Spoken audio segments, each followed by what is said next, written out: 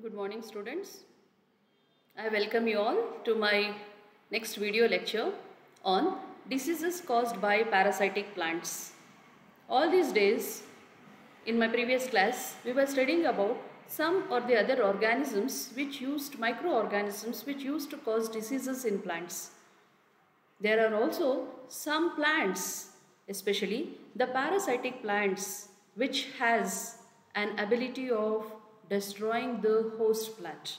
The plants which depends on the host, especially the plants we are talking about, host plants for their growth and development and for nutrition, such kind of plants are called as parasitic plants.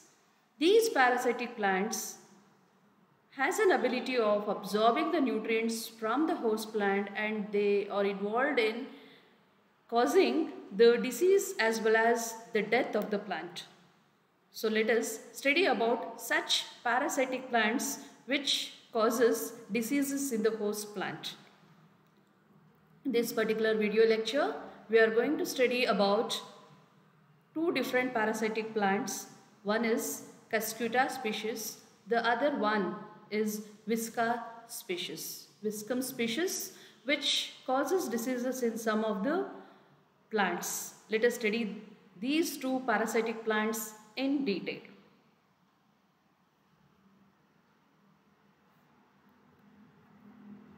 So before going in detail about these diseases caused by parasitic plants, let us just highlight what are these parasitic plants. As you all know, parasitic plants are the one which depends on the host living plants for their nutrition and growth and development. How they are dependent on these hosts for their growth and development. These parasitic plants has an ability of producing certain finger-like projections called as haustorium. These haustorium acts like a roots for the absorption of the nutrients, where this haustorium can reach the vascular bundles, especially the vascular bundles, especially the xylem and the phloem, or both. They can reach the xylem or phloem or both xylem and phloem, and they try to absorb the nutrition from the vascular bundle directly. And some of the examples of such parasitic plants, say for example Striga species, they produces haustorium where this haustorium can reach the xylem. Xylem is one of a water conducting tissue, so this Striga species is found to be xylem feeding. It's called as xylem feeding. Why it's called as xylem feeding? Because they have an ability of reaching to the xylem tissue, that is the haustorium reaches the xylem tissue and absorb the water as well as the mineral from that of a host plant. Whereas in case of Cuscuta species, where the haustorium which the Cuscuta species produces can reach the phloem. What is phloem?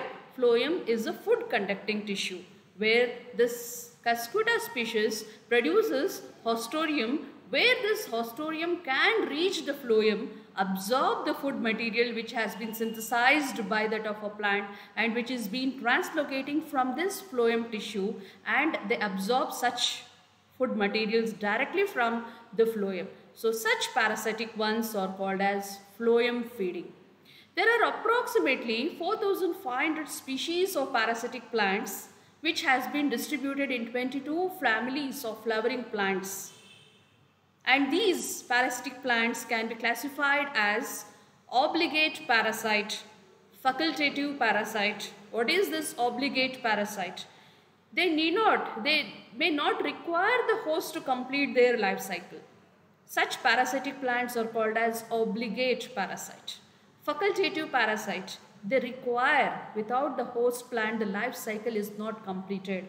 So such parasites are called as facultative parasites. And also you can also classify this parasite based on which part of the plant they are going to parasitize. Whether it is a stem parasite or a root parasite, or it is a hemiparasite or a holoparasite. What is this hemiparasite?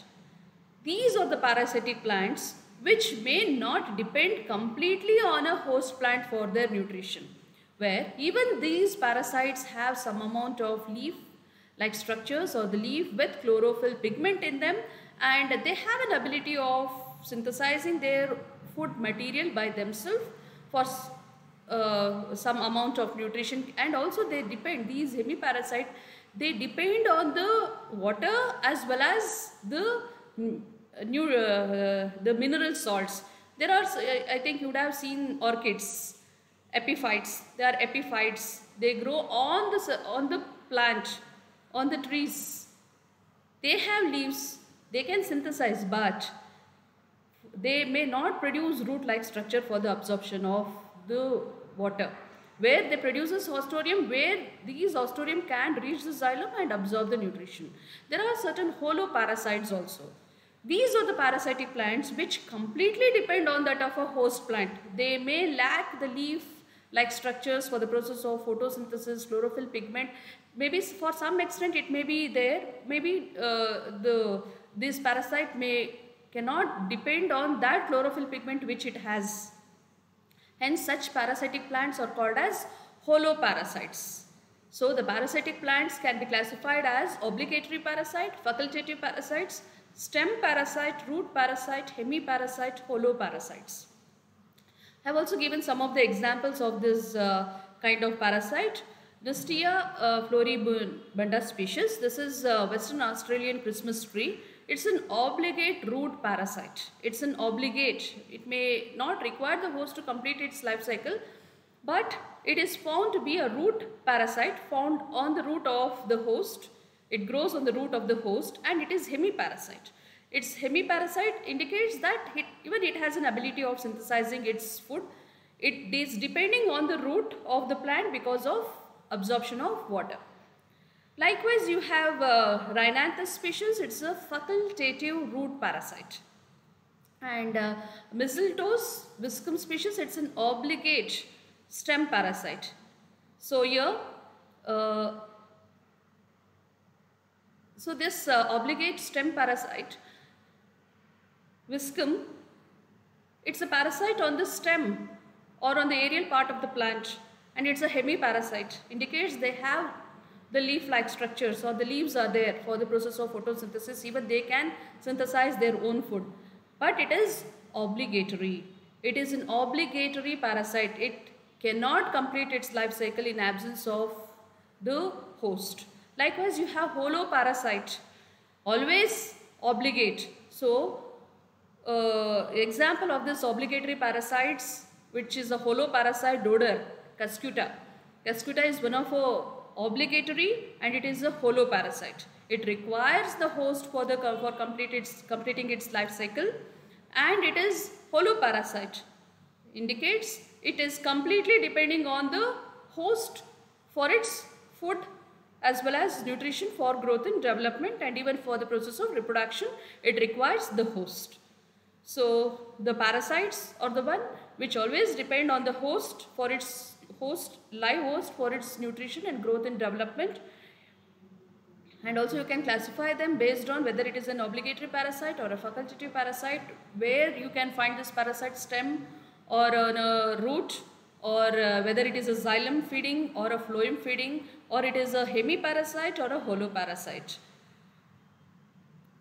So now coming to the parasitic plants which causes diseases in some of the plants. According to your syllabus, you have to study about dodder. The botanical name of this dodder is Cuscuta species.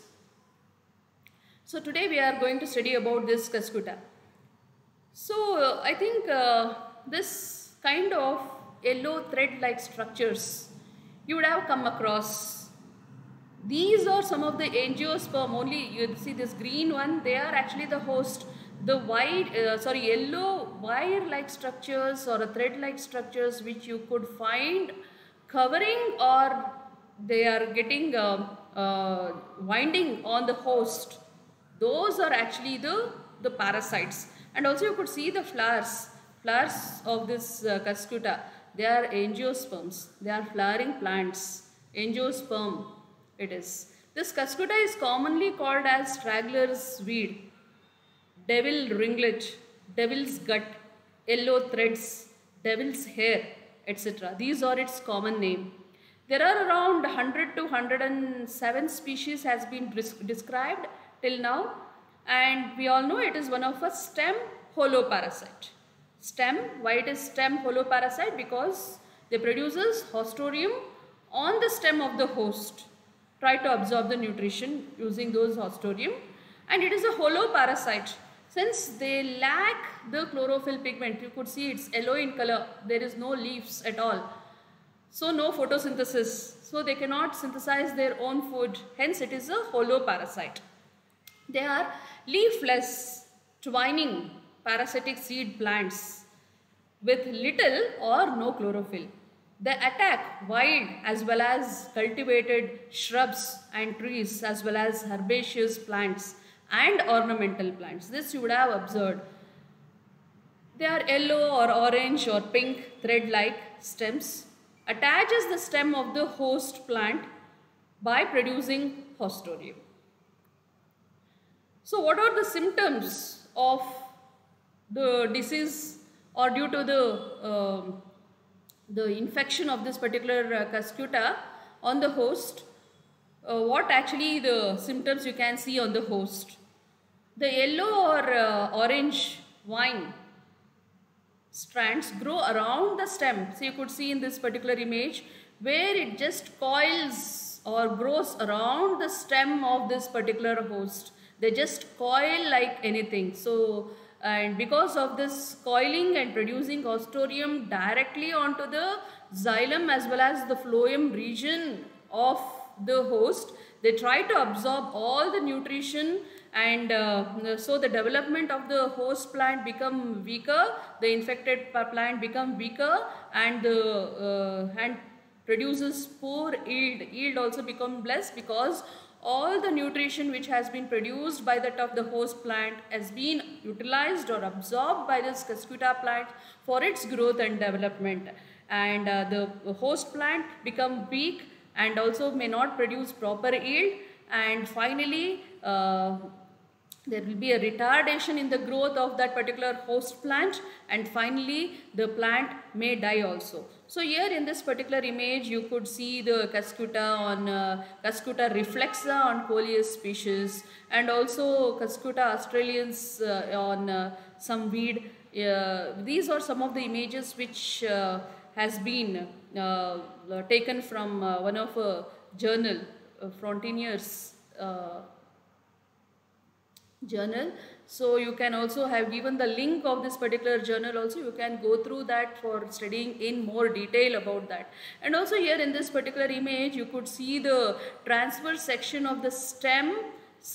This is the stem of the host plant, and this is the cortical region of the host plant, and the vascular bundles also you could see, and this is the transverse section of the Cuscuta transverse section, and it is, as was mentioning, that they produces some projections called as Haustorium, where this Haustorium reaches the xylem and the phloem region and try to absorb the nutrition. So this is how the transverse section of the Haustorium of the Cuscuta and the stem of the host plant looks. So however, the symptom, because of just coiling of this thread-like structure of the Cuscuta around the stem and producing the Haustorium and absorbing the nutrition, the host plant become weak and they yield very less, and eventually the host plant may die.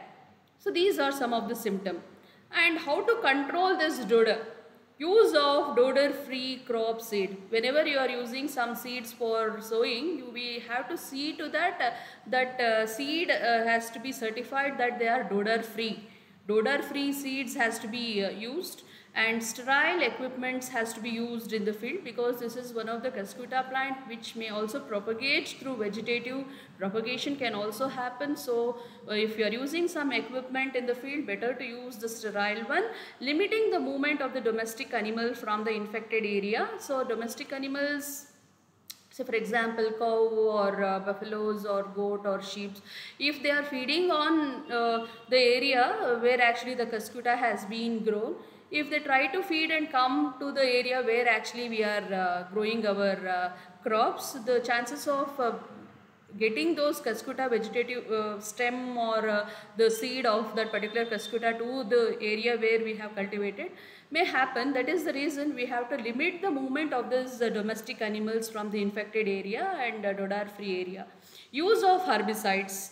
I will be talking about these herbicides little later also. The frequent tillage, burning of the patches of infected area.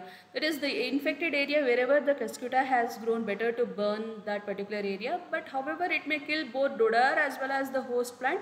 But the chances of getting spreading to the other plants may be reduced. That is the reason better to burn that particular region where actually the dodar plant has grown. And also planting the non-host plant. Non-host plant has to be planted to manage this dodar infestation. And also another important thing is this dodar, what the researchers have observed, and usually the infection to the monocotyledons, that is grass family, that is gramineaceous members, the infection of this Cuscuta is very less. Because maybe due to the morphological nature of and the anatomical characteristic feature of the monocot may be the reason the infection to especially all the gramineaceous members may not happen. So better to grow such plants in that particular area so that the chances of the growth of Cuscuta can be limited. And biological control can also be done using some species of Fusarium, Alternaria species, and even Geotrichum candidum may also show a better results towards this Cuscuta. So this fungal inoculum, if you are going to use, the chances of infecting the Cuscuta is more, so that one of the antagonistic method which we are going to follow to control this Cuscuta plants. So these Fusarium species or Geotrichum or Alternaria alternata can infect this Cuscuta and may destroy those Cuscuta plants. That is what the biological control we can follow. And we can go for resistant varieties. So here there are some species of the plants, especially according to some of the research. The tomato plant, you see in this image also we could see that Cuscuta reflexa is found to be the resistant towards the host plant called as Solanum lycopersicum, that is tomatoes. So you can see in these particular images also. So this A is one of the image which has been infected by Cuscuta. You can see that wire-like structure has been infecting the tomato plant. 7 days of initial contact. Later, due to the morphological changes the barrier which this particular tomato plant produces, you could see, so there are some morphological barriers so that it inhibit the entry of this Haustorium onto the, so that the entry of this Haustorium inside the vascular bundles of this tomato plant has been limited. Because the Haustorium is not entered inside the tomato plant, so that after 14 days you could see the Cuscuta plant which is just drying, wilting and drying. And this is also been called as hypersensitivity response due to the genes which are present inside the tomato plants may get activated once the Cuscuta plant come in contact with that, so that the entry of this particular Haustorium may be limited by making some structural barriers by that of a tomato plants. So this indicates that tomato varieties are found to be resistant to that of the dodar. So such kind of resistant varieties of the plants can be used. And various herbicides, pre-herbicides. What is this pre-herbicides? Before the attack of this dodar, we can spray some of the herbicides like curb or triflan, stomp, etc. These are some of the trade names. The chemical name has been given in those brackets. You can follow that. So before the chances of the entry of this dodar, we can apply this pre-herbicides. Post application can also be done applying this herbicides. What are these herbicides? These are some of the chemicals which are going to kill some of the herbs. So application of the herbicide after the entry of this dodar can also be done. We can use the various branded herbicides like Stryth, Rapper or Pursuit, many other, and also broadcasting or selective application of Roundup. I think you would have heard about this Roundup. Roundup is one of a weedicide, it's one of a weedicide, glyphosate, which has been developed by a company called as Monsanto has developed that. So Roundup is better and good for controlling this dodder, because even there are certain genetically modified crops where they are being found to be resistant to that of this glyphosate. So hence this kind of Roundup can be, the herbicide can also be used, and other methods like using resistant varieties, or better, always prevention is better than the cure. So better to manage the plantation which we have planted properly, so that the entry of this dodder can be avoided, like not allowing these animals to enter inside the cultivated region, and also using the branded or the seed free of such cuscuta seeds, and also using of resistant varieties, burning the region where actually the cuscuta has developed. Proper sanitary measures can be followed, and using the pre-herbicides and post application of some of the herbicides can be done. So these are some of the methods in which we can control this dodder. Next, coming to Viscum album, it's commonly called as mistletoes. This is also one of a obligate hemiparasitic plant on the order Santalales. See, for example, here in this particular image, you could see a tree. Can you see the tree, isn't it? And also this tree is a bare tree, indicates that it doesn't has its own leaf. This is an infected tree, but you can see some bushy-like structures. These bushy-like structures are not its own leaf. These are the parasite that is called as Viscum species, which has been infected this particular plant and looks as though this tree has got leaves. And in Sanskrit, this particular Viscum album is also called as Vriksha Bhaksha. Vriksha means tree, Bhaksha means eat, the tree eater. This is commonly called as Vriksha Bhaksha, the tree eater. They are attached to their host tree or shrub by the structure called as hostorium, through which they extract the water and nutrients from that of a host plants. See, for example, this is one of a kind of hemiparasite. Why I am calling it as an hemiparasite? Because Cuscuta was a holoparasite. Why it was a holoparasite? Because it didn't had this leaf-like structure and the photosynthesis would have not happened. So it is completely depending on the host for its growth and development. Whereas this Viscum is one of a hemiparasitic plants, that is, it has, you could see the leaves, isn't it? You can see the leaf-like structures where the photosynthesis can happen, but it is dependent on this plant, on this particular tree for its water. So it is xylem feeder. So it can enter into the xylem tissue and absorb the water as well as the minerals from that of a xylem. And it is found throughout the world wherever it is a warmer climate. Attacks the hardwood forest trees, commonly found in fruit plantation trees like mangoes, apples, rubbers, oaks, and also you can come across even in gymnosperms. So what are the symptoms this particular mistletoes causes? And also you could see this particular image, the tree is completely infected. The tree is completely infected, it has dried also, and you could see the tree with many leaf-like structure, as though this particular tree is one evergreen tree. These leaves are not its own leaves, it's the leaves of Viscum. The infected tree, area of this particular tree, wherever the infection has happened, becomes swollen and produces witch's brooms. Witch's brooms, that is, you could see the growth of this particular parasite. The growth of the parasite is so luxurious that it makes up the major surface area of the green foliage of the attacked plant. The entire tree looks green because of the leaves which this Viscum species has produced. The normal tree branches appears like evergreen. Though infected trees survive for many years, it showed reduced growth and become deformed.